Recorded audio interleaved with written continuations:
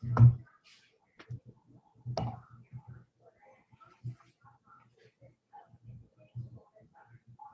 hearing anything there.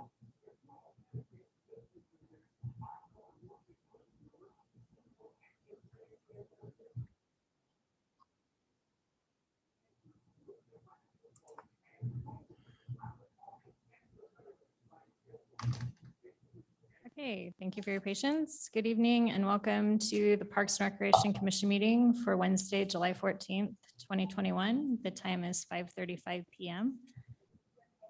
Rachel, could you please call roll? Yes, thank you. Joe Greer, Present. Dom Gelsomino, Present. Autumn Short, Present. Jennifer Bobo, Camden Hyde, Present. Keith Bevan will join us a little bit later. John Nesmith is absent. Albert Kang is absent. Jessica West and Jessica Perot, council member, is absent. Okay, first on our agenda is we need a motion to adopt the agenda for tonight. Madam President, Commissioner Gelsomino. I'd like to make a motion to adopt tonight's agenda.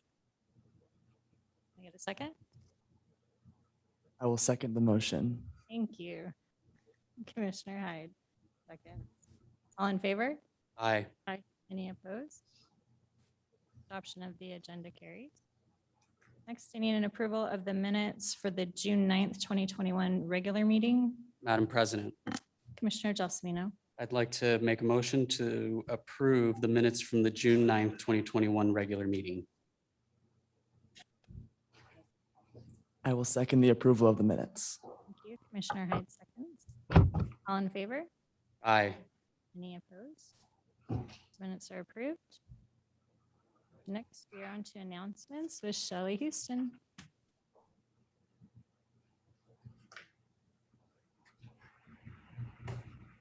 Hello, commissioners. Excuse my cough. This smoke is doing a number on my asthma, plus just the sheer excitement of being here. Finally, we have plenty of events to talk about, and I don't want to bore you and read it verbatim, but I have a few little highlights. Regarding the Meridian Main Street Market, it is really finally getting some momentum and doing really well. It's suffering a little with the heat wave. So what they've done is, rather than operating on the Saturdays from 9 to 2, they're temporarily closing up, and they're opening a little early at 8:30 and then closing up at noon. So 8:30 to noon. That way the vendors and their products get out of the heat. A lot of people have, frosting on their baked goods or candles or soaps or things that are sensitive to the heat, or cut plants or flowers. So that makes perfect sense. So I'm sure in no time at all, when the weather behaves itself a little more nicely, it'll get back to 9 to 2. But for now, it's 8:30 to noon. Sparklight movie night in Meridian is going super well. This Friday's movie is The Emperor's New Groove. So it's an animation that families will enjoy. It's really going well. The teens are behaving sort of ish. And so that's under control and going really well. We are trying something new at the Meridian Home Court. We've talked for years about having some sort of way to entertain teens. So we're going to give it a try. This teen night, the Yellow Flyer. We've got 3 Friday night sessions that we're going to try from 7 to 10 p.m. at the Meridian Home Court, which is the city's big hardwood sports facility.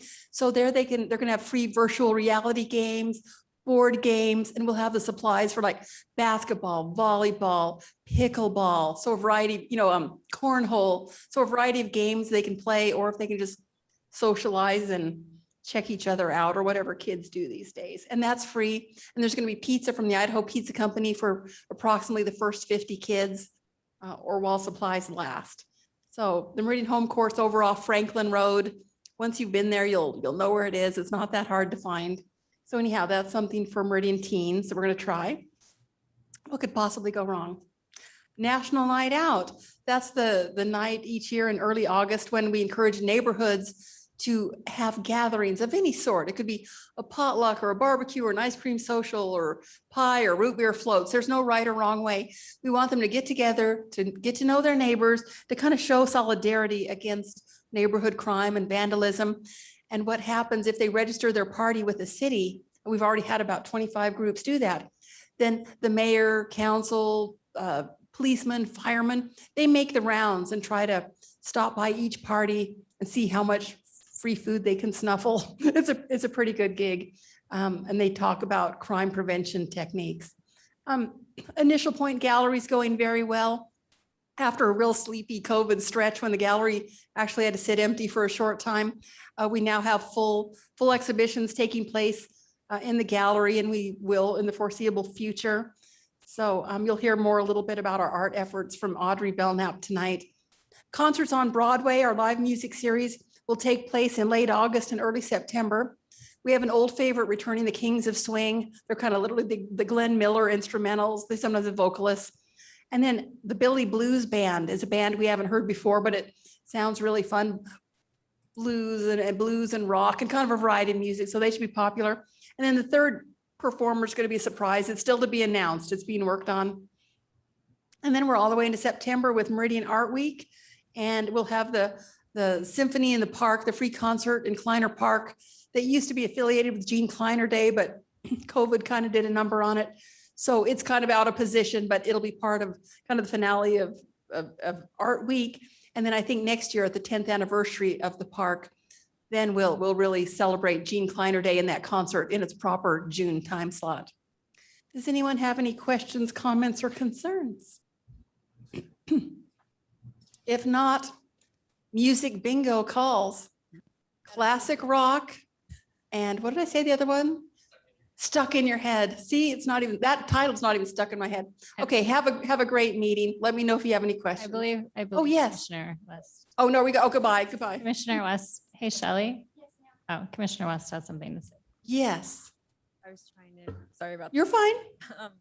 I just have a question about the art week. Are we going to do the art drop, and is it going to be in downtown Meridian, or is it going to be over by because you're doing this orchestra at Kleiner? Meridian Art Drop will be in the downtown core. There will be are there going to be some other art activities in the park affiliated with, I think we're going to call it community art party. Rather, the community block party is kind of undergoing a little facelift and some plastic surgery. So I think it's going to be more of the community art party. And so we'll have more details very soon. There's things in the works. The Arts Commission's working hard on it. Shelley. Okay, anything else? Okay, Houston out. Shelley, good luck. Thank you. Okay, we do not have any old business. So in our new business, we have the Lakeview Golf Club Draft Master Plan with Ed Guthrall with the National Golf Foundation Director of Consulting Services. Can you hear us, Ed? Still there? Good evening, commissioners. Ed's on the line, but I wanted to introduce the topic and introduce Ed as well. I believe we touched on this when we did our tour here a couple of months ago at the golf course itself, that we were engaged the National Golf Foundation to do a strategic master plan for the site, and kind of a soup to nuts plan that deals with long-term, short to long-term, midterm operation, food and beverage, capital improvements, just an overall strategic plan. So Ed is our lead consultant, and he's from the National Golf Foundation. He's going to walk you through some slides that gives an overview of what the plan is. The plan is 116 pages long, so I don't think anybody wants to read it this evening. But what we're going to do is we're going to hear from Ed, and then we'll email a copy of the draft plan to you tomorrow morning, and give you a week from Friday to read through it and ask any questions you have or comments, any clarification, snide remarks, whatever you got. So with that, will be available for questions, and I'm going to turn it over to Ed. Thank you, Mike. Thank you very much, Mike. I apologize for the camera, but as usual with these meetings, I have some kind of technological difficulty and my charging unit's not working, so I don't want to run out of power. But you're getting cut a break by not having to look at me. So anyway, this is, as Mike said, is a very lengthy report, and even the PowerPoint, I was trying to keep it to 5 or 6 pages, but I realized even just to cover the most important things, it required 15 pages. Rachel, should I share screen, or how do you want to do it?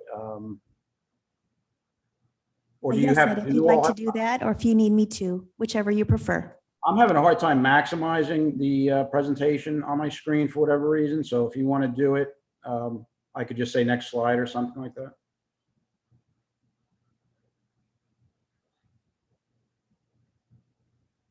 Very good. Thank you very much. Hey, there you So, go. yeah, next slide, please, Rachel. I'll talk a little bit about the purpose and objectives. Obviously, the city acquired or is in a deal to acquire the improvements for Lakeview Golf Club from WARD after many years of owning the land that it sits on and leasing the golf course. So this is a whole new ballgame, as we know at the National Golf Foundation, is actually owning and operating a golf club. So as we understood it, one of the key objectives of the city with respect to this study was to identify strategies to, if not ensure financial sustainability. That means, covering all its on-site costs, at the very least, ensure a high level of cost recovery. And, that's the goal of the strategic plan. We were looking to develop a strategic plan for the city that's kind of high level. As we know, you have an on-the-ground operator that manages about 150 golf courses across the country. So our intent was not to go into the minutia or the day-to-day protocols of the operation, but to kind of give strategic high-level guidance on the most important things. So part of this was obviously developing a prioritized facility improvement plan. The golf course, almost all of its elements are past their expected useful life. The only thing that's relatively new is the clubhouse, which even that is about 20 years old. So there's a lot of problems with the golf course infrastructure, the golf course equipment, but that's being rectified. The maintenance equipment, that is. Golf carts are being replaced as a short-term capital need or have been replaced. So that's working on a prioritized facility improvement plan was a big part of this, given the condition of the golf course. And then some of the big picture issues that we wanted to provide strategic guidance on, more operational issues, the short-term and long-term management structure for the golf course and the city, playing fees, market positioning, food and beverage operations, which is a big revenue center, or has been, if you can trust the numbers that were given from the lessee, but not necessarily a profit center. And then some marketing ideas, ways to engage non-golfers, since this is a community asset. And also a big part of this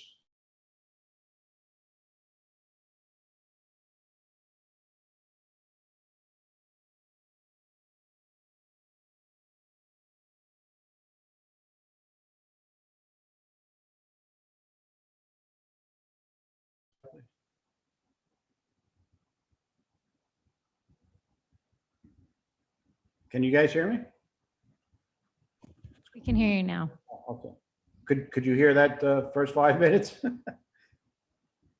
We heard probably the first 4 minutes. Okay. Rachel, can you hit the next slide, please? So these are the main components of the study. One was a situation analysis, kind of the lay of the land. What is Ed, we lost you.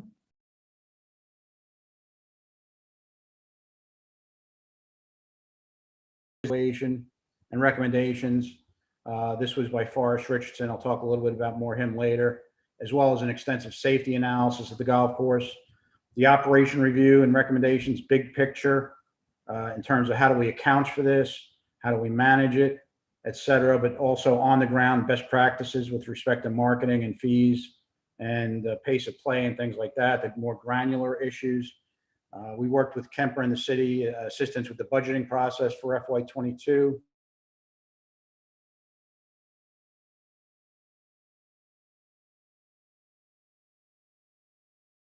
you know if he's connected through his phone?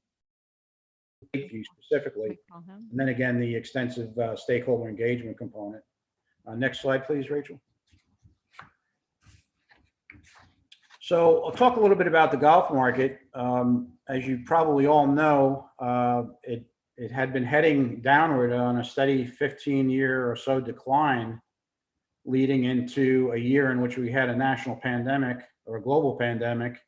And 2020 ended up being an amazing year for golf. So Leading up to 2020, we can start with that. There was a lot of attrition among infrequent golfers. We went from a peak of about 30 million golfers in the early 2000s to about 24 million in the 17, 18, 19 period. Golf course closures, there's been about 1,700 golf course closures over the last 12 or 14 years, and very few openings of new courses. But there has been a surge in capital investment for the facilities that have been left standing. So that's a positive. There's also increasing diversity amongst junior participants and beginners. We're seeing, you probably, a lot of you or some of you have visited perhaps a Topgolf location in one of the big cities. There's about 25 locations for Topgolf, which we call golfertainment. And, that's 2/3 of their customers are non-golfers. Combines music and socializing and obviously alcohol. That's a big part of it, but it does have a golf component. We have a large pool of interested prospects. This is through NGF biannual research. We call that latent demand. And then we come to the impacts of the pandemic. 2021, if you'd have told operators in March of 2020 that, they're going to be shut down for God knows how long due to this pandemic, there would have been widespread panic setting in. But when golf courses started reopening all over the country in late March or in April, ever since then, there's been incredible surge in participation and demand. And part of that has been due to lack of other activities that are available for people. But a lot of it had to do with the outdoor nature and the natural element of social distancing. So that surge, rounds were up by about 60 million in 2020 nationally. And the demand has continued into 2021, which is great. And, pricing power has been a part of that. I know in South Florida, we're a very seasonal market. And generally, in most years and every year, from May to October, November, the green fees are much, much, much lower because nobody wants to play in that heat and humidity. But in 2020, a lot of operators were able to maintain their winter prices. So that's another thing we saw with the pandemic. On the other side of it, if you had a large food and beverage or banquet operation, the pandemic was terrible for those golf operators who relied a lot on that food and beverage business. And of course, right now we're seeing some of the after effects. I know that the pandemic's not over, so I hesitate to call them after effects, but we're seeing, the largest increase in inflation in 13 or 14 years in June. And it's hard to find workers, as you well know, at Lakeview. Next slide, please, Rachel. So there's some, really good things with this golf market. Obviously, the Treasure Valley is one of the fastest growing markets in the entire country. 4 times or more the national rate of growth projected over the next 5 years. A very robust, diverse economy that obviously also has to rebound from the pandemic. Very favorable climate for golf, even in spite of your northern latitude. Even though you shut down for parts of December and January, and then you have some very hot days during the summer, but overall, a good climate for golf. You also have strong supply-demand ratios. The primary trade area for Lakeview compared to the nation has 61% more golfing households per 18 holes of public golf than does the nation overall. And we've estimated, NGF research and plus my on-the-ground phone calls show about 38,000 plus rounds per 18 holes of golf. And that's considerably higher than the national average of 31,500. And, bear in mind, a lot of those facilities that go into that 31,500 average are in the Sun Belt. So it's a very impressive number for this market. The bad news is Lakeview Golf Club really sags behind its competitors. There's a lot of high quality public competitors, including the city of Nampa's 2 golf courses, Ridgecrest and Centennial, Banbury and Falcon Crest. City of Boise's 2 courses are also high quality, although maybe a rung below some of these. So right now, Lakeview lags behind these mainly due to its conditioning and also due to some other factors. The fact that a lot of fairways are kind of narrow with homes double loaded on each side of the fairways. So those are some constraints, even if the course was in great condition. But we think there's an opportunity after an improvement program to really differentiate Lakeview on its playability, its walkability, its affordability, sense of community, and by offering something for everyone. And later on, I'm going to talk briefly about some other another amenity that might be appealing to non-golfers in the community. Next slide, please, Rachel. So public engagement was a vigorous part of this study. Spent a lot of time on it. It began with the golfer survey that Kemper fielded in December, which unfortunately, but not surprisingly, showed terrible grades for the golf course, mainly for all the golf course components, the playing conditions. Wasn't a surprise, but it gives the city and Kemper a good baseline on which to improve things. We did a number of phone and video interviews / focus groups with current and former public officials, including the Mayor Simonson, city council members, a lot of you folks on the commission, Parks and Rec Commission, the WARD chairman, and also city staff. And we met repeatedly, probably 5 or 6 times during the process with the golf course focus group. We also did video meetings with the men's and ladies golf associations, which each provided about 5 or 6 representatives to speak with us. And then through various channels, either through an online meeting or phone calls, we spoke with representatives of 4 or 5 of the different HOA communities in the Mile Square area to get their opinions. And then there was the online community survey that we had a good response to. And that was primarily, again, focused at residents of the surrounding neighborhoods.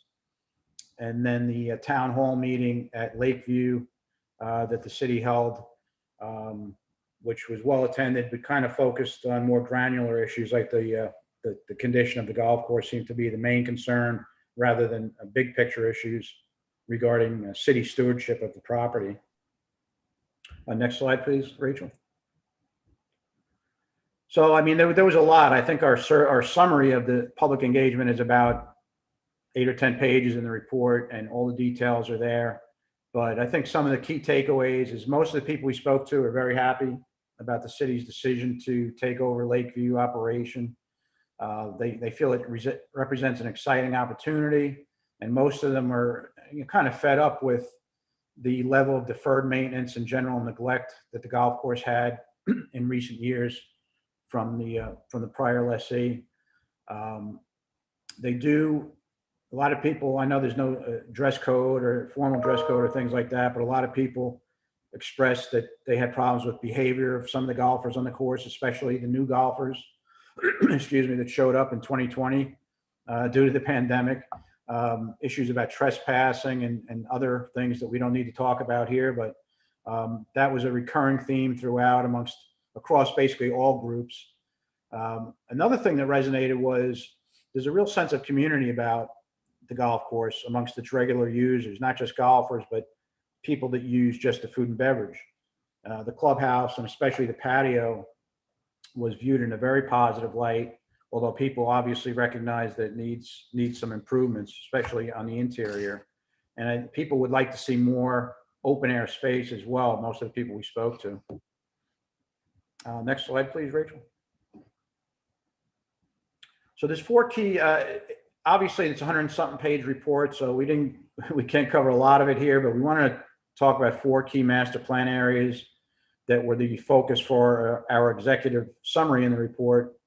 Long-term management structure. Actually, we speak about short-term management structure as well, so I probably should just show management structure.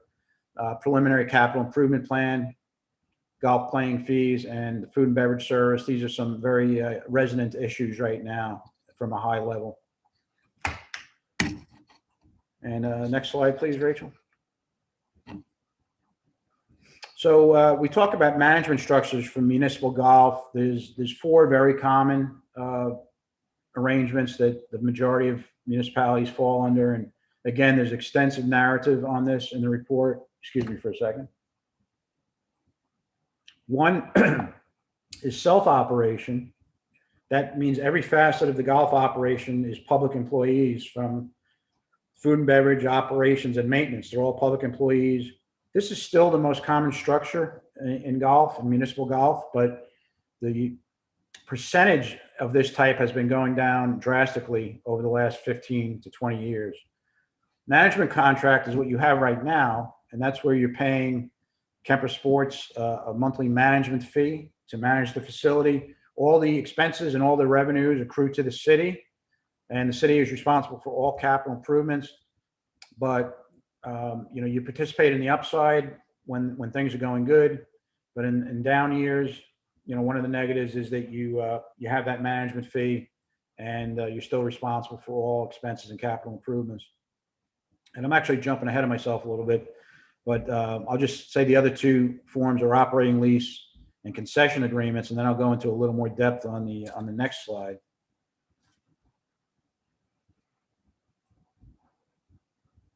So as I mentioned, self-operation is all public employees. The main benefit is it gives the maximum level of city control over the operation, the day-to-day operation of the facility. The main disadvantage is, the city may have a lack of expertise if it's never been in the golf business before, which is, the situation with Lakeview. That's not to say you can't hire on expert employees and then have them, hire on people that would be below them. But there is definitely a reason that the percentage of facilities going away from this structure is increasing. Management contract, like we just mentioned, you're paying KSM a monthly fee. The main advantage to this is the expertise. Kemper Sports Management is one of the top, well, I think they're second in the country in terms of municipal contracts behind Indigo Golf. And so there is some expertise. There's national purchasing programs, national marketing programs that they put to use at their facilities. There's also generally a savings on labor expense when you compare it to a public pay structure. And I think for Meridian, we did a little calculation that there might be savings of about 13%, primarily due to a different benefit package. And the downside, like I mentioned, you have the obligation of the management fee regardless of the facility economics. So if you have a really terrible year, if you're, for some reason your greens went bad and you had to close down, you have the obligation of that fee, and regardless of the performance. Operating lease, back in the day, 15 to 20 years ago or longer, this seemed like a panacea to a lot of municipalities because theoretically you have no operating risk. The lessee takes on all the risk and makes a lease payment to the city, and may provide, and especially will provide, some capital investment if it's a long-term lease. I mean, that's the standard. But there's near complete loss of control of the operation by the city. I mean, you wouldn't be telling them what their green fees could be, what it should be, and their policies. It's essentially running as a private business.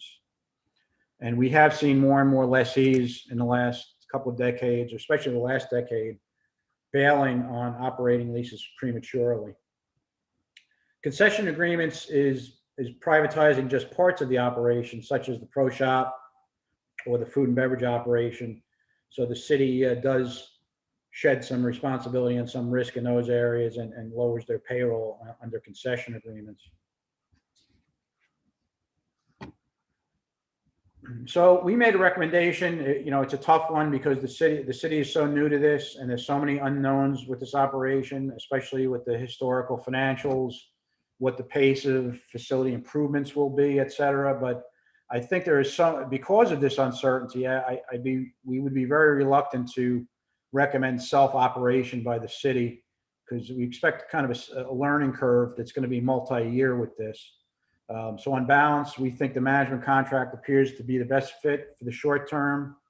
But if you're going to do that, obviously you can't have a month-to-month contract that kind of leaves everybody kind of in limbo.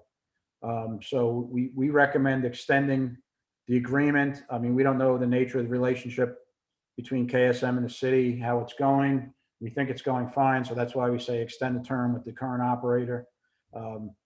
After a period of time, let's say you renewed or you went into a 3-year contract, that gives the city plenty of time to get a grasp on the situation, reevaluate options, and look at the operation may not be normalized by that time, because we're going to be doing, or the city's going to be doing, capital improvements throughout the process, throughout that time frame. But you should have a better grasp on what the potential of the facility is, and maybe a good solution at that time would be to go to the management company and say, excuse me, and say, we want to do a management agreement, but with a variable compensation component, rather than just a guaranteed fixed fee. You could do a variable compensation component that ties to achieving gross revenue objectives or some other performance objectives.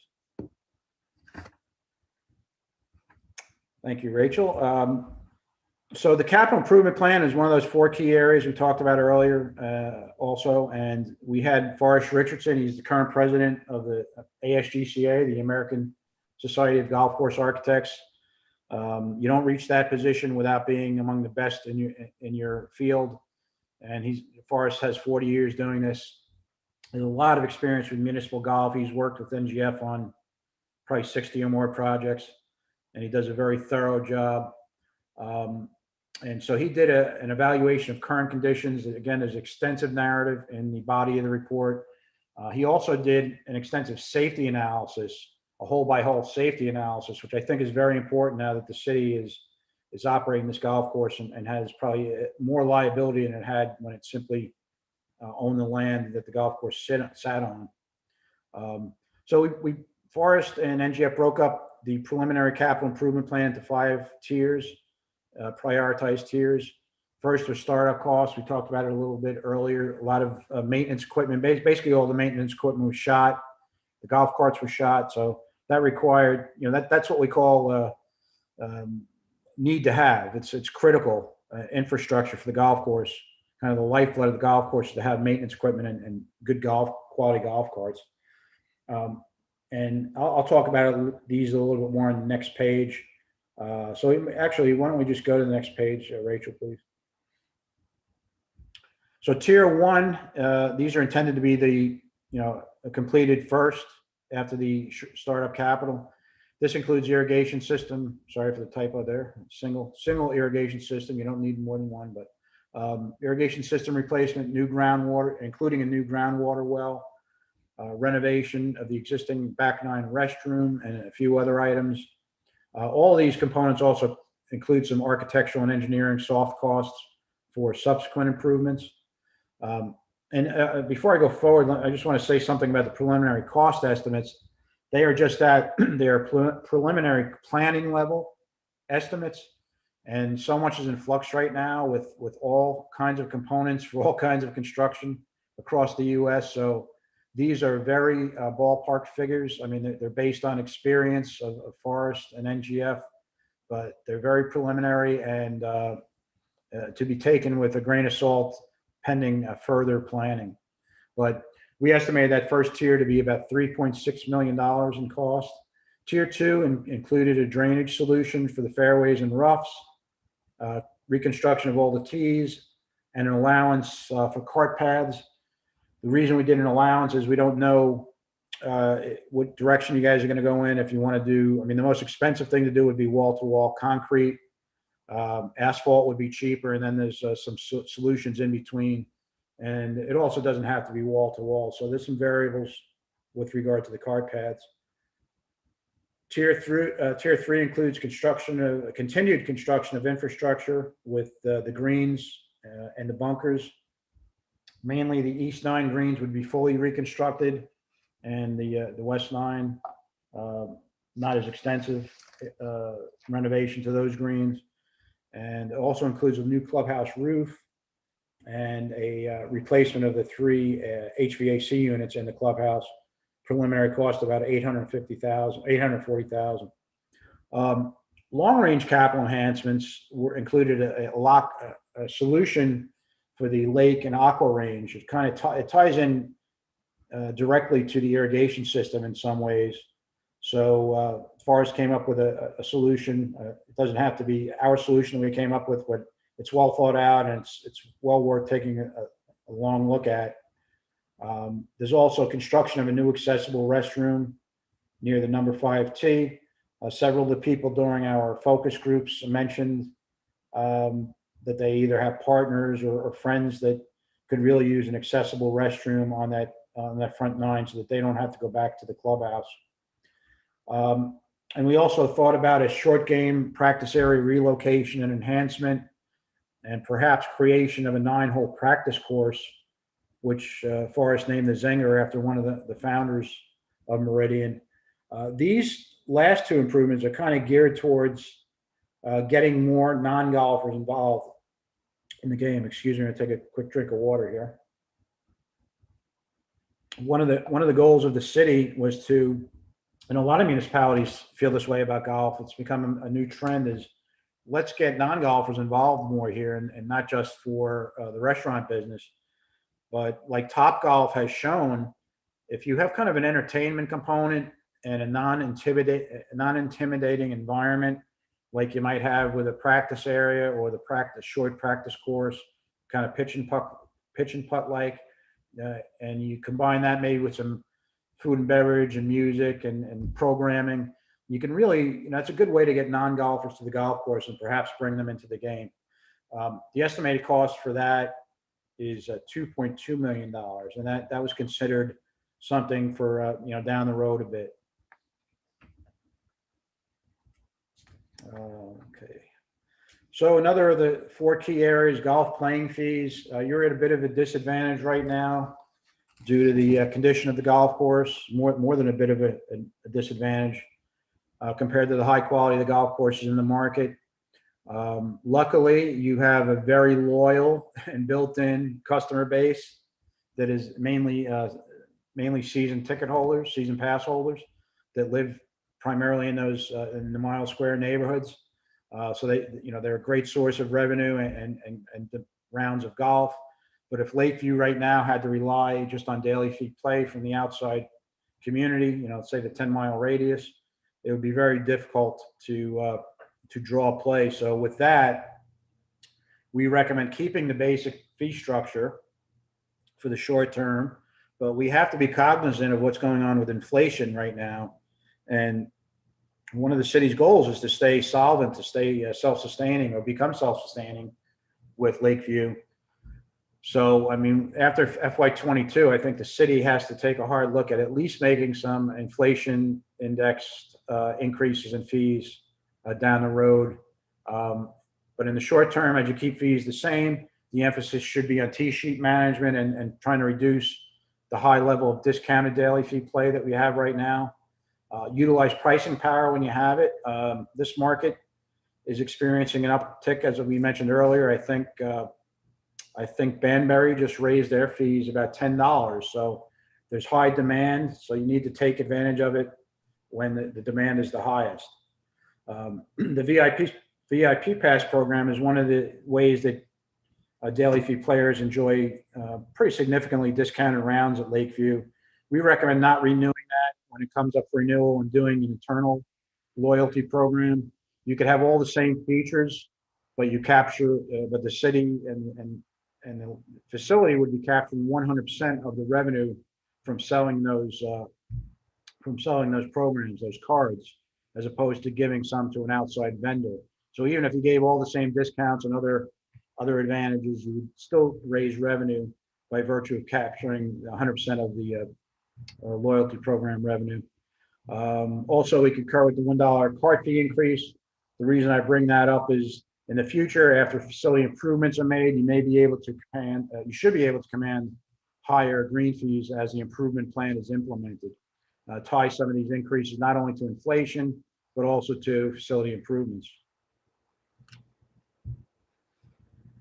And finally, we come to food and beverage operations. This is probably what is in most flux right now due to what's going on in the macro economy of the United States and, of course, the regional economy as well. We mentioned earlier, it's a big revenue center at Lakeview Golf Club, but it may not be a profit center. We don't have 100% reliability in the past numbers, and we don't think the expenses were fully loaded on the lessee's P&L, but because you're located in a fairly dense residential community, you don't have a basic food and beverage operation like we find at the majority of municipal golf courses at this price point, where you just have a simple snack bar and a few hot items, hot dogs, hamburgers, and some sandwiches and things like that, along with beverages. You have basically a full service restaurant. So in a normal environment, and I think when we first took the job on for the city, we thought, when we saw how big the revenue center was and how many homes there were around the golf course, we thought, and also the feedback from the different constituencies that we spoke to, we said, wow, this has real potential to be a profit center at Lakeview. But like I said, in the current environment, there's difficulties hiring and retaining personnel, and there's inflation in costs and input costs, and you really have to raise margins significantly or prices significantly to make up for some of these things. So until the dust settles on what's going to happen with the labor market and inflation of materials and food and beverage inputs, we discussed at a high level 2 primary options the city could consider. And I think the main thing to take away here is you don't have to, what you decide to do for the next 6 months to a year doesn't mean you have to do that forever. So in the short term, I know the city temporarily closed the kitchen at one point. It's reopened now with a consultant working the operation, an outside consultant, but you may need to consider the first option for a while, the scaled back option with reduced hours, a lot of grab and go items, pre-made sandwiches, burgers, hot dogs. Your highest margins are on alcohol, so that shouldn't suffer too much.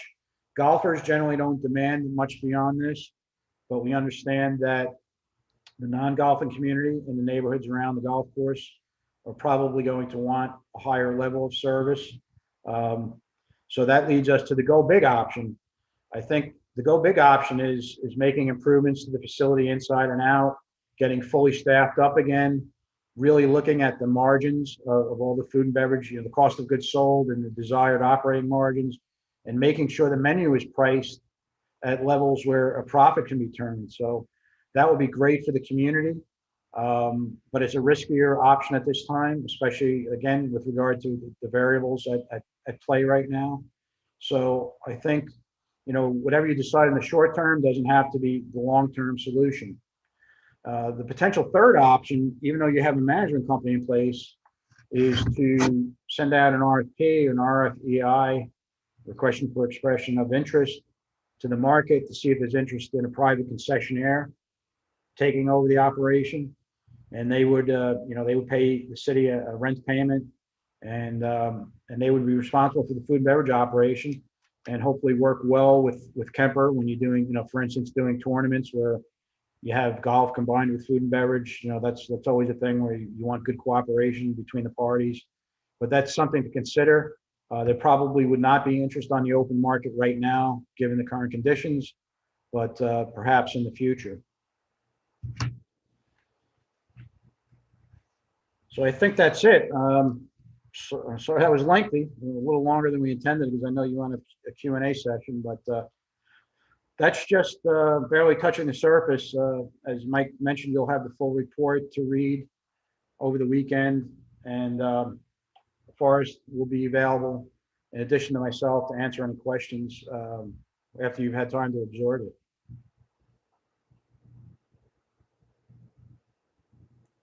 Thank you, Ed. Does anyone have any questions? Madam President. Commissioner Gelsomino? Ed, thank you so much for your time today and your presentation. One of the things that popped up in my mind when you mentioned ways to engage non-golfers, I'm sure you are familiar with Ridgecrest out in Nampa. Would there be enough square footage or enough property, and would there be enough of a budget for Lakeview to potentially have a small section of foot golf like there is at Ridgecrest? Yeah, foot golf is typically built into the existing course. I mean, some cities will have a regulation course, and then they'll have a short course, 27 holes or more, and foot golf will typically be built into the short course. In this case, it would kind of have to be built into the existing facility. The tees, the foot golf tees would be little mounds off to the side, or before the green. It's a little tricky. I don't think it's worth it from a revenue perspective, but it may be worth it from an engagement perspective with the community. It's something we didn't look at in depth. We've often found, again, that it really doesn't generate a lot of extra revenue, maybe $5,000 to $10,000 a year, but it does engage a different aspect of the community, younger people, different ethnic groups, et cetera. So that's something that could be studied, but in this case, it could potentially interfere with, I mean, your client base there is largely season pass holders. A lot of them are older. I don't want to, cast aspersions or stereotype, but a lot of them don't like to be interfered with during their round of golf. So if you could, carve out periods of time during the week when demand for golf is very slow, that's a possibility. But that's something we have to look into further. But certainly your point is well taken that it helps to engage the community beyond, the core group of golfers. Thank you. Sure. Madam President. Commissioner West. And I have a few questions, but the first one kind of plays off him. So in a previous slide, you said that after the improvements, there will be differentiated playability. So what is unique about Lakeview after the capital improvements that makes them stand out? What is that going to be? I couldn't hear that real well. I think you said after the improvements, what differentiates Lakeview? Yes. Well, to a certain extent, it's going to still have to be a value golf course because for avid golfers, for core golfers, playing on golf courses that have narrow corridors and homes on both sides, generally a flat course, it's not going to be everybody's cup of tea, but that's not to say there aren't a lot of rounds of golf to go around. So if the city, has new greens, a new irrigation system, and it's just looking aesthetically better, the greens are rolling better, then, there's always going to be a price point that will bring people to the facility. It's, again, I think it's going to be a laggard in the market, even with improvements to a certain extent. But there's a lot of demand in the market. There's a lot of growth in the market. Population growth is through the roof. And I doubt new golf course is going to be built. So I think over time with the improvements, well, I want to go back too. If you want to stay in the golf business, these improvements have to be made. So whether they tie to increased green fees or not, and we think that, they will, but whether they are or not, they have to be done because they're infrastructure type items. They're not items where, you're calling in Tom Doak or Gil Hens to redesign the golf course and, make it spectacular, a transformational renovation. It's more of this is what we have to do to stay in business and stay competitive. So I think, the green fees are not going to go from, $45 to $75, but I think there will be room for improvements or increases rather. So I think your answer is basically, we're not trying to compete necessarily with those other golf courses mentioned. We're trying to continue being a value golf course, but at least have acceptable. Yeah. I mean, I think you'll still lag behind those other courses in terms of the overall experience, but a brand new golf course, especially the greens, golfers care about the greens more than anything else, the condition of the greens and how they roll. So, with brand new greens and, good drainage, and, affordable green fees. I mean, it doesn't have to stay at the level it's at. I'm just saying it doesn't mean you're going to compete for the same golfer that plays necessarily at Ridgecrest or Ridgecrest or Falcon Crest, Banbury, but you may compete on a better level, for instance, with the City of Boise courses, and some of the other second tier courses in the market. So there's definitely room for improvement. Right now it's tough because, you think about it, your beginning golfers may have a hard time keeping the ball in play and maybe hitting houses and everything else due to the tight corridors. And then on the other hand, you have your real experienced avid golfers where the course is just not challenging enough. So there are constraints, but I don't want to be negative because you're doing, mid to upper 30,000s in rounds and you have a very loyal customer base in those pass holders. So I think it's not going to take an astronomical amount of extra daily fee play to make this solvent in the future. So I think you'll still be in the lower to middle tier of public golf courses in the market, but these improvements have to be done, and it will draw some additional play. So another follow-up question. So one of the slides said that we would have golfing that appealed for all age groups, but how are we providing that? like for kids, what are we providing? Because all age groups to me thinks that we have something geared towards kids, something Yeah. towards school, something towards adults, and then seniors. Right, well. Elaborate on what we are doing to provide. Yeah, in our Those- report, we recommended two specific things for kids and for beginners, was adding a forward tee. Forrest recommended adding a forward tee at about 3,200 yards. But those are often called family tees, and those are for juniors and beginners and other short hitters. But we also recommended the enhancement of the practice facility and the addition of the Zenger course, which is would be a really high quality pitch and putt course. So that would be geared towards kids as well. But I want to emphasize that you have a very active programming component now at Lakeview for beginning golfers and for other segments.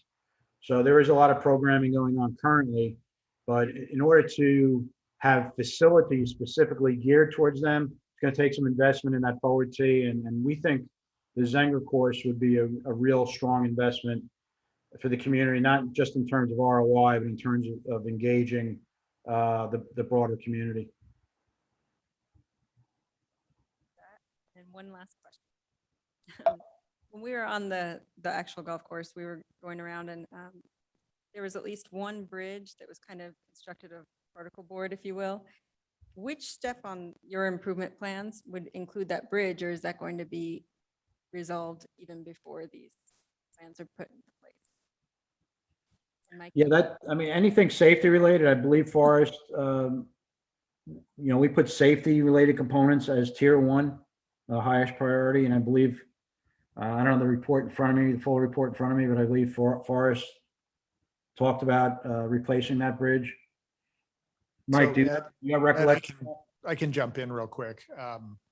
So we reinforced it to make sure that, there was actually almost a hole in it when we drove across it. So that's been reinforced, but the plan is as soon as the ponds dry up this fall and winter, that we're going to go in and install a culvert in there and make a nice wide crossing across it. So we won't have a bridge, but we'll have about a 16-foot piece of pipe and a little bit of riprap on each side, and then just have a nice smooth crossing to eliminate that one altogether.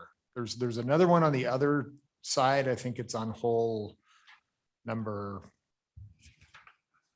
15, I believe, that is pretty sketchy, and it's high up in the air, but it's narrow, but at least it has rails on it, and structurally it looks okay. So longer term, that one will get reworked as well. But the more immediate need is the one you're talking about. thank you for that. And is the pathways before and after the bridges, like some of them were kind of paved and then some were gravelish, if you will, are those all going to be paved? So that is in the capital improvement plan to either add concrete or asphalt to the cart paths. And more than likely with the budget we have, it wouldn't be start to finish cart path. It would be at the tee and then around each green where the high traffic areas are. And then from there, you can kind of funnel traffic and divert it and rotate wear patterns. But that's a little bit, that'll be a couple of years down the road. The primary goal, at least initially, is the maintenance equipment that Ed talked about. Because the carts are ordered, the carts will be in, they were supposed to be in the 1st of July, but like everything, everything's back ordered these days, shocker. So now we're middle of August. And then the maintenance equipment, and we've already started some preliminary design on the irrigation system. We hope to bid that out late fall, winter for a spring-ish construction project. The goal would be to have that under construction during the lower volume time of year.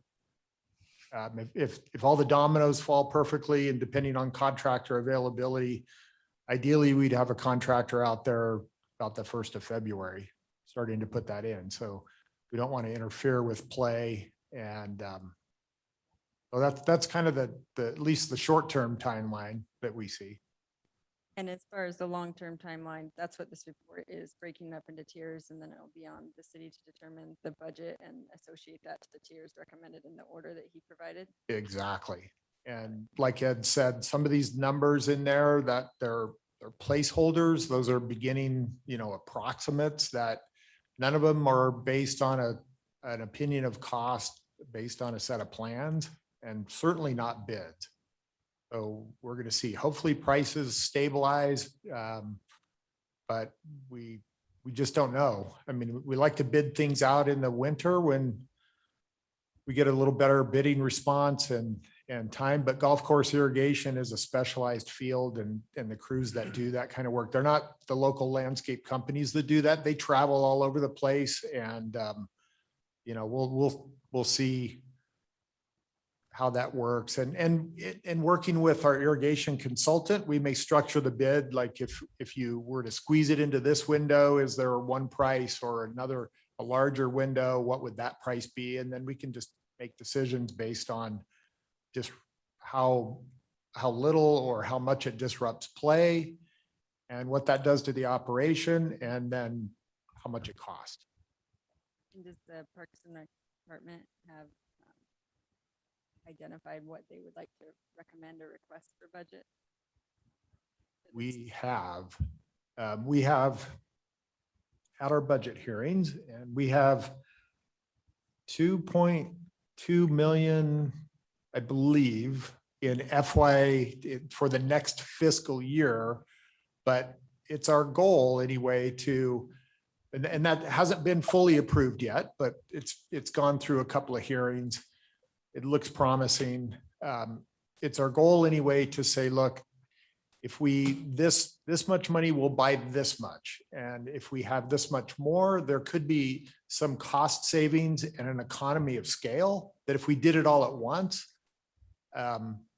if we save 10% on the entire project, why split it up into fiscal years? That kind of thing. So there's a lot of conversations that we still need to have, and based on bids and how we structure those bid schedules.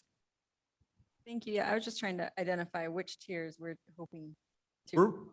We're hoping to get very far into, startup costs and tier one. Okay.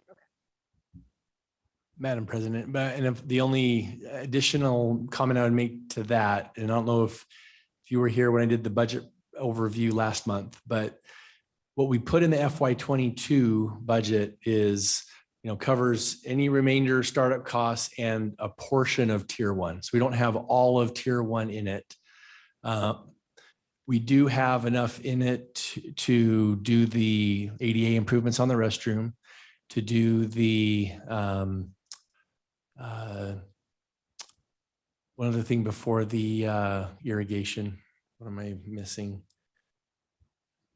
Can we see the slides with the tiers broken out? I was just kind of trying to. Oh, yeah. Which tiers? Rest of the maintenance what we equipment. Had approved and what we're asking for. It was the rest of the maintenance equipment, and then So I believe we're going to have this emailed to us so that we can review it over the next we are going to email you the whole thing in the morning.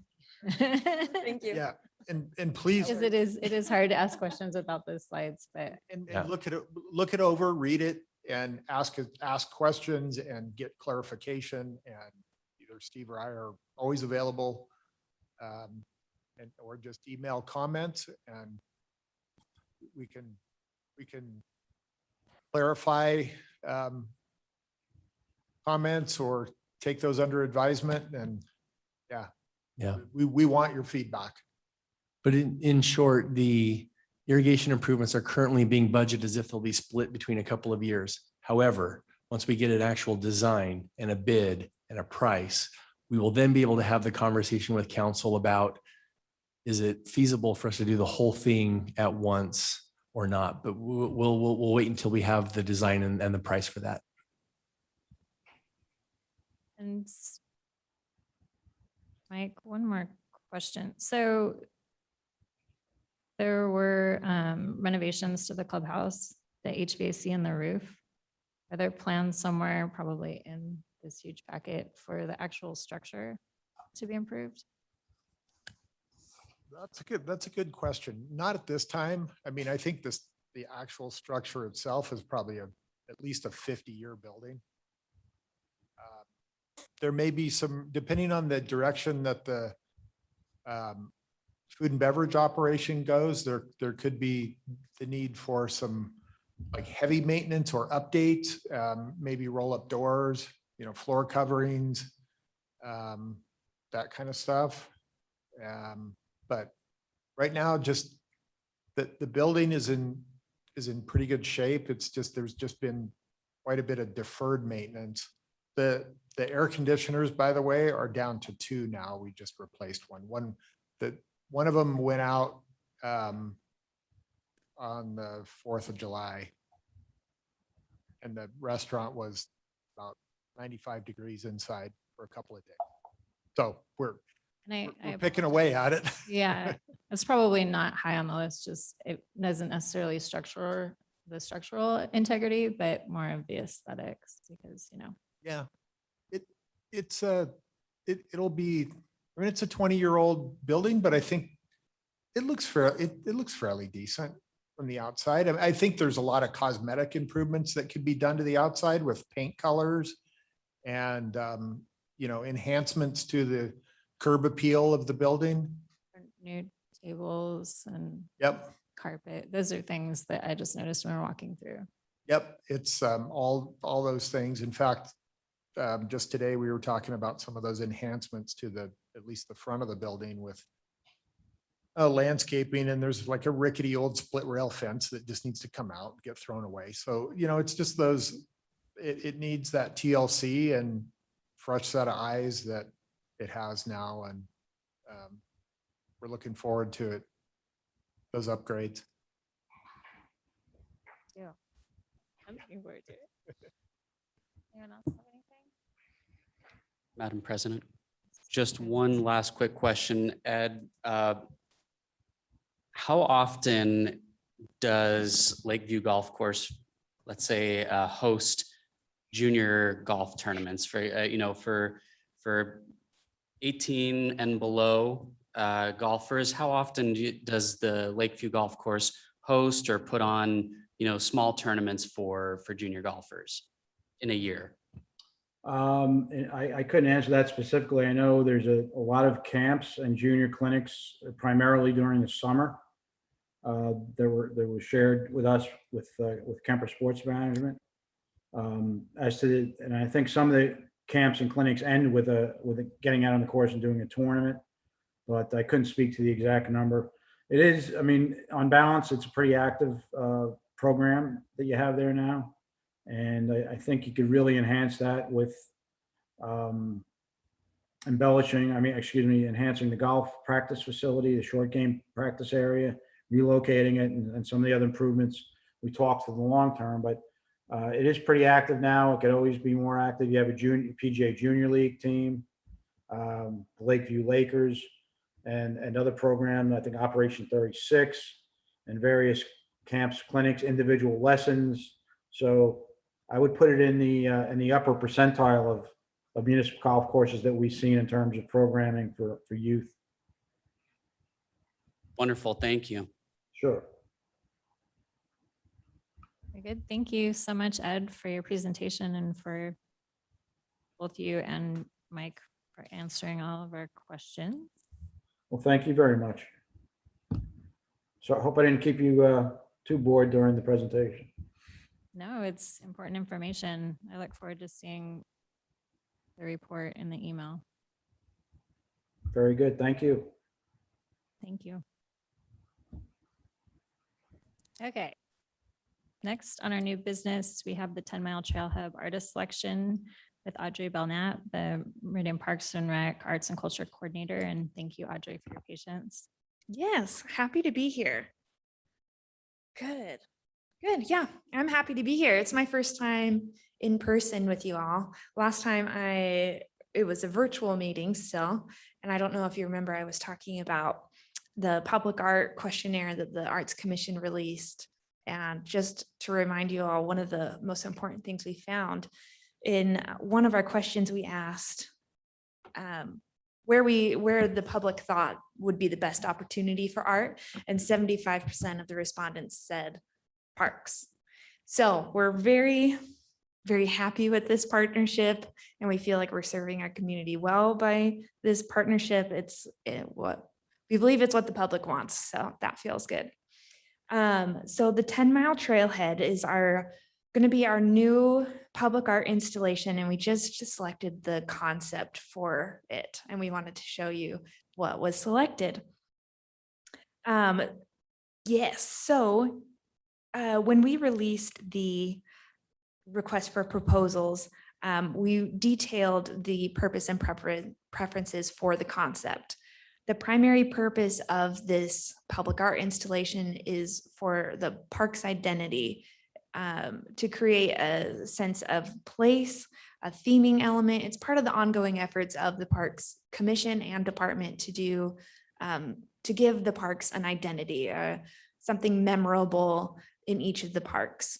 And art is one of the best ways to do that. So we're really happy to participate in this, in these efforts. For the 10-mile trailhead, I included a picture on this and the last page just to remind you what the 10-mile trailhead looks like. It's right there at the 5 Mile Creek pathway. It's kind of a gateway is the word we used in the RFP. And there's some green space. There's that circle of benches. And then the 5 Mile Creek pathway runs. I'll go to the last photo. The 5 Mile Creek pathway runs on the other side of the canal and next to those homes. So that's the location that we're trying to give a sense of place or identity to. We feel the best way to serve that is by creating a highly visible piece. We left that open to the artist, whether that was through color or size or whatever it may be. And we also requested some functional aspects. Generally, the public enjoys those kind of functional elements to it. So the selection panel was made up of the Public Arts Subcommittee, which contains 4 commissioners, arts commissioners, 1 member of the public that was appointed to that subcommittee. And then also on the selection panel was the Public Arts Subcommittee, myself, Kim, and Steve. So we all evaluated the submissions and we based it off of these 5 points: adherence to the RFP, prior experience and references, understanding of project objectives, timeline and cost, and presentations. And you can see that we felt the most important thing was understanding of project objectives, mainly the park identity. Followed closely by prior experience and references. We just wanted to be confident that the artist will be able to complete the project. So after evaluating all the submissions with this criteria, we selected this piece by Stephanie Inman called Elkhorn Clarkia. It's a very large scale flower, specifically the Elkhorn Clarkia. It's over 15 feet tall, so it'll be visible from hopefully the street, the pathway, anybody using the parks. Hopefully it will stand out. The petals and the leaves, the upper leaves, will be very high above the head to discourage anyone from climbing it and preserve the art piece better. And as a bonus, there's going to be a larger leaf at the bottom to function as a bench, which we really like. Right now, the proposed color of the flower is white, just matte white, the whole thing. It was the preference of the subcommittee to have discussion about that. We might add some color either to some of it or all of it. We'll work with the artist to kind of flesh out that design a little bit more. Also, the subcommittee expressed interest in adding some lights to kind of illuminate it from the bottom, which will help it stand out, especially at night. And then you can see there will be an educational panel next to the flower to kind of talk about the flower itself. The flower is called Elkhorn Clarkia. It's a wildflower native to the Northwest. It's found in Oregon, Washington, and Idaho, next to the Bitterroot Mountain Range, which is North Idaho. And it was called the Elkhorn flower because of the shape of the petals. It kind of look like elk horns. It was actually recorded on the Lewis and Clark expedition and brought back to the East Coast from that, which is the second half of its name, Clarkia, in homage to William Clark. So that information about this flower in Idaho will be on that educational panel, which I really love that idea.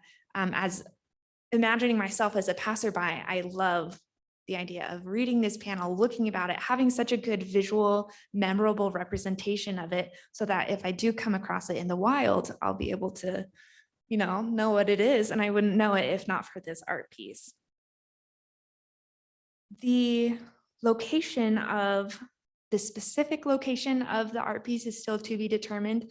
This is, on this slide, is the suggested location by Stephanie Inman. It's along the 5 Mile Creek pathway.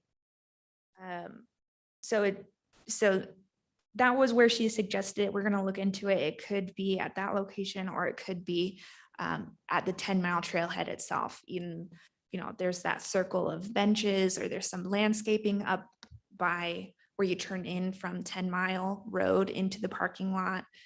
We'll discuss some options to make it, to see where it'd be most visible. And then lastly, these are just the last pieces of information. The materials, the art piece will be made out of powder coated steel. There is a typo there. Powder coated steel for the tall cylinder stem, then powder coated aluminum for the petals and leaves. The total budget for this project is $35,000, and it's coming from the Arts Commission's MAPS funding. If you're not familiar with MAPS funding, that's the ordinance signed by City Council. I think it was in 2014 or 2015 that grants the Arts Commission $50,000 a year for public art. And so we have $35,000 that we've allotted for this project, and the estimated completion date is spring of 2022. So we're happy and excited to see that. That is all the information I have. If you have any questions. I don't necessarily have a question, but I like the art, and it also is in a close proximity of the Rita Husky Park, which also has a flower theme. Yeah, and I think the Rita Husky sign was designed by Stephanie Inman as well. So Correct. you must have a style, have a trend that she likes to do. Exciting to have that. Mm-hmm. Question? Madam President. Commissioner Gelsomino? Audrey, thank you so much. And this, I echo our president's comments. It's a beautiful piece with the lighting, both of the lighting that will light the piece itself and a potential light that may light up the integrated educational element as well. I'm not sure if that will be part of it or not, but is there an electrical source already there, or would the possibility of putting solar panels on the petals, or not on the petals, excuse me, on the leaves to kind of auto generate its own electrical lighting source be an option? Yeah, we haven't investigated that far into it. We've just had the suggestion and preliminary discussion about including light, but I so far don't know of any electrical source at 10 Mile Trailhead. So our plan is to install a restroom there, which would require power, and we've already looked into bringing power. It has to come from the neighborhood to the south, and we'll need to trench down somebody's yard and bore in. And so there's a little involved, but I would say that if there is the need for lighting, that we would go ahead and allow for it, but then bring the actual power to it at a later date. My only addition would be the proposed location along the pathway is not planned to get electrical source, but if it does go in near the restroom area and things like that by the trailhead, then there will eventually be electricity there. Yes, so those details are to be determined through the contracting and things like that. Madam President. Commissioner West? So I think I have the same comment that I had for, I think Rita Husky, and that's only like I think it's important to reinforce the theme where we can, right? So can we plant this flower? What are the ramifications of that? Or could we look into what potentially possibilities are so that we could reinforce the theme with actual plantings of these flowers? Yeah, that's a great idea. The elkhorn flower is not native to this region, so I don't, and it's a mountain flower, so I don't know how well it would survive, but we can definitely look into it as a possibility. It would be really cool to continue the theme that way. Even if it was just so then an annual for us down here, we plant annuals in all our parks. Mhm. Yeah, I would just like to know if we could look into it at least. yeah, absolutely, totally. Madam President, Sorry, Commissioner Hyde. I was looking at Kim because I'm waiting for a comment on the flower. She's writing it down. Sorry. I like, was she eyeing probably her knows. because she is our, Yeah, expert. so we can get to that. Yes, sorry, Commissioner Hyde. I don't know that area super well, so I can't really speak on the location, but I would just personally want it to be something where you can almost see it from the road so that you have, people who pull off with their kids, or it becomes sort of a little activity and something that they could go learn about, and so that they don't miss it when they're driving by. Yes, yeah, that's really good feedback. We're looking at all the opportunities there, because we want to make it as visible as possible to all passersby, including those on the pathway, including those on 10 Mile Road, including those who come through the parking lot. So we're not settled on a specific location just because we want to make sure. We'll probably do site visits and things like that. Thank you. Anyone else? Any questions? That's not. Well, thank you so much, Audrey, for your presentation and for the photos, and this aerial view is helpful as well. I'm Thank you. It was excited. great It's talking with you. beautiful. Yes, thanks. Nice work. Good choice. We do not have any workshops, so we're on to staff reports. Madam President, Steve. I have a few updates for you. First and foremost, budget season has been a big part of this past month. I made the presentation to the commission last month of the anticipated budget requests. I did present all of those items as shown to the commission last month. I don't have a formal report back because we finished our second workshop. Next week, the maximum budget number gets set based on those presentations. And then the actual budget hearing where the final decision is made is in August. But as of now, I expect all of the requests that I presented to you last month to be in the draft proposed budget that is moving forward. Let's see, the golf master plan has been a big part of the last month. We just had a big update on that. We've been working diligently with Ed, and lots of work there. I'm going to leave a lot of the Discovery Park design stuff for Mike's update, but I wanted to mention two things related to Discovery Park from the last month. One is that there's been a couple of recent articles, like 2 or 3 articles about out through social media and other outlets that have really featured Discovery Park in a fun and exciting way. Why Discovery Park is a mom's 50 reasons why Discovery Park is a mom's best friend, or something like that, and highlights a lot of the amenities and things out there. Kind of a fun side note, when I went out to Discovery Park one day a few weeks ago, the place was just crawling with kids, and there were 3 or 4 vans from Nampa Parks and Recreation there with their summer camps. So you've done a good park when the other cities bring their summer camps to it. And that's fine, because we take our kids on field trips as well. So I don't mind it at all. But I just thought that was fun to note that, you've arrived when the other cities are bringing their camp kids to your park. That's fun. Strategic plan is an effort that's well underway. The city is updating its citywide strategic plan, and we have a lot to do with that could become a future presentation. And then I wanted to make sure everyone is aware that since we last met, the South Meridian YMCA swimming pool opened. So if you haven't had a chance to go by and see it, I recommend it to you. I did get a tour that day, and it's exciting to have the new pool facility in Meridian. And then my last update, I sent out an article and email about this to you already, but just to highlight it for the record, the department was recognized for its efforts in getting AEDs out into our parks. Kudos to our staff members who came up with a cost-effective way to save a lot of money over what it would have cost to build, to purchase them.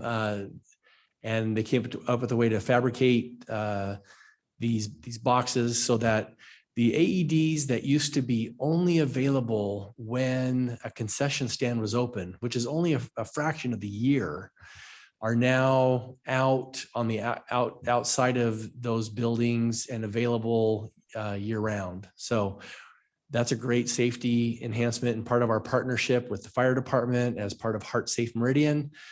They're extremely important to us to have out to the public so that if and when there is a cardiac emergency in a park, that those AEDs are available for use to the public. So that is my update, and I'll stand for any questions.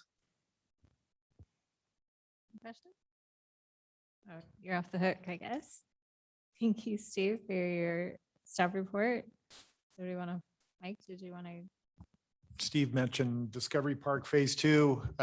Design is, we're right in the thick of it right now. We submitted for a certificate of zoning compliance a couple of weeks ago, and then on to ACHD for approval. But in the meantime, we're finishing design and going through and, citing drinking fountains and, where do you want outlets in the concession stand type details.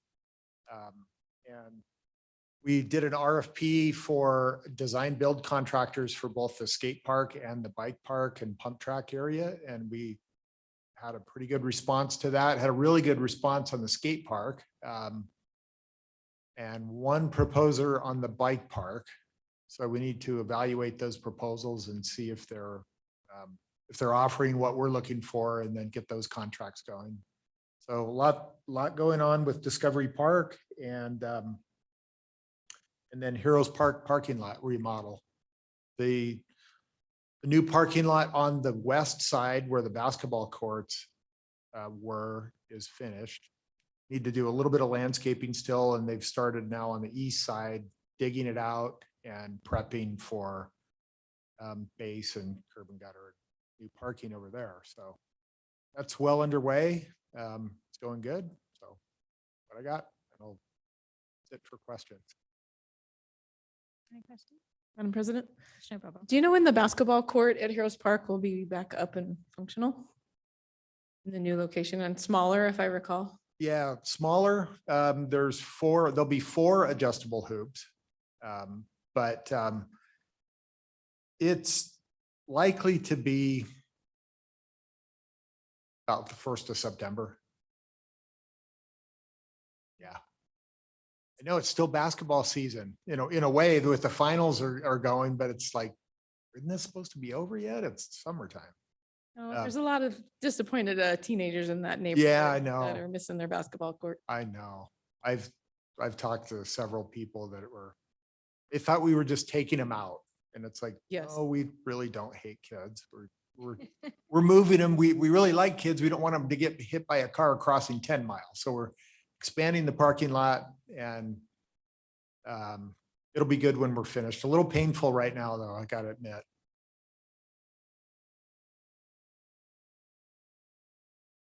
I was waiting to see. I know that Commissioner Hyde mentioned basketball, so Yeah. it is still going right now. Thank you, Mike. I appreciate that. And I do know that parking lot was needed. So that's a pretty exciting improvement. Do we have any more questions? Okay, well, I guess Kim, if you have anything to add. Thank you, Madam President. Good evening, commissioners. Working on a few projects, well, Fairview Avenue, that's under construction. It's been a little slow getting started. They did handle some challenges we had with the subsurface drainage, the drainage gallery, as Mike sometimes says. So that's been backfilled, and according to the contractor, they were going to get started on forming actual curb and gutter this week. I drove by yesterday and it didn't look like they were quite there. But I'm hopeful that that's moving along again. It's been a little bit of a slow start and it'll be really great to get that much needed and now almost non-existent connection there on Fairview. So we're still going with that. I did spend a little bit of time handling some warranty issues with some of the construction elements at the Trail Hub.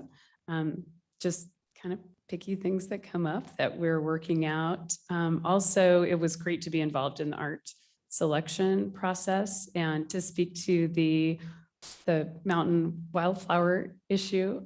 I loved that as inspiration. I also like the sort of Lewis and Clark exploration subtext that gives to the Trail Hub and our gateway. I'm not that familiar with that particular species. I do know from my backpacking years that there are a lot of alpine flowers that grow really high and it's rare to find them in nurseries or be able to necessarily grow them at a lower elevation. I don't know about that one. I love the idea of including it, or maybe there's some other natives that we could plant or include just to give a nod to some more native and adapted species if we can't grow that one in particular. So, and then the Lucky 13 number of projects for pathway infill, we went that down to about 6 that seem feasible for construction. Those were included in Steve's budget request and report. So those we have either task order requests submitted or we're in the process of signing task orders with consultants for 5 of the 6 of those. And we're kind of working on the 6th. So that's moving along.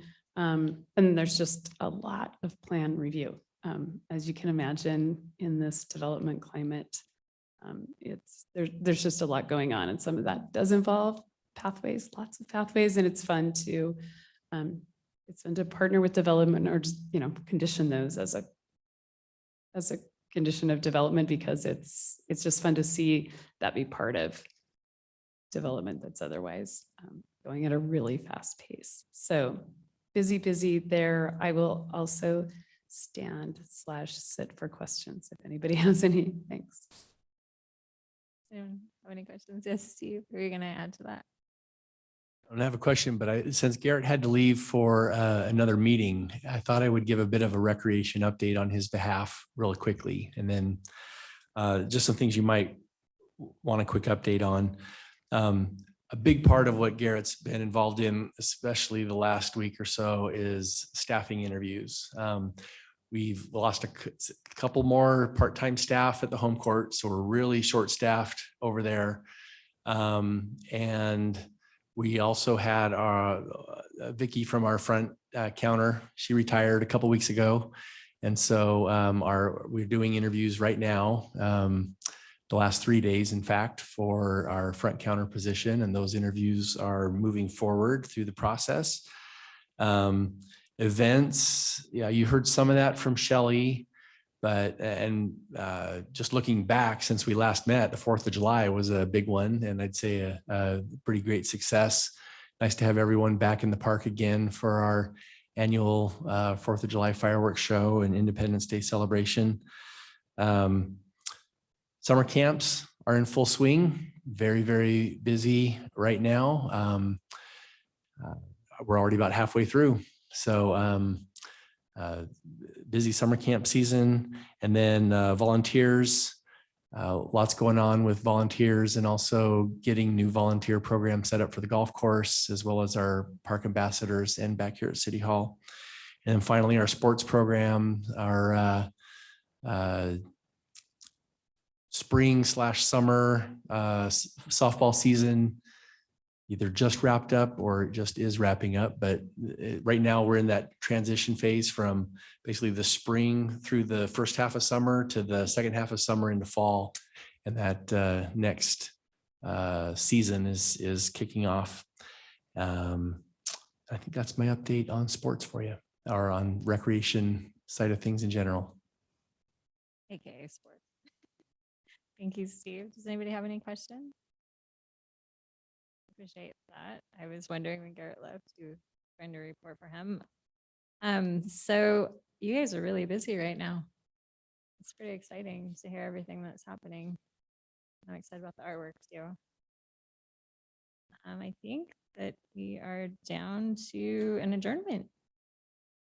Madam President, Commissioner Gelsomino. I'd like to make a motion to adjourn tonight's meeting. I will second the motion to adjourn tonight's meeting. And Commissioner Hyde seconds. All in favor? Aye. Any opposed? Meeting is adjourned. Thank you so much.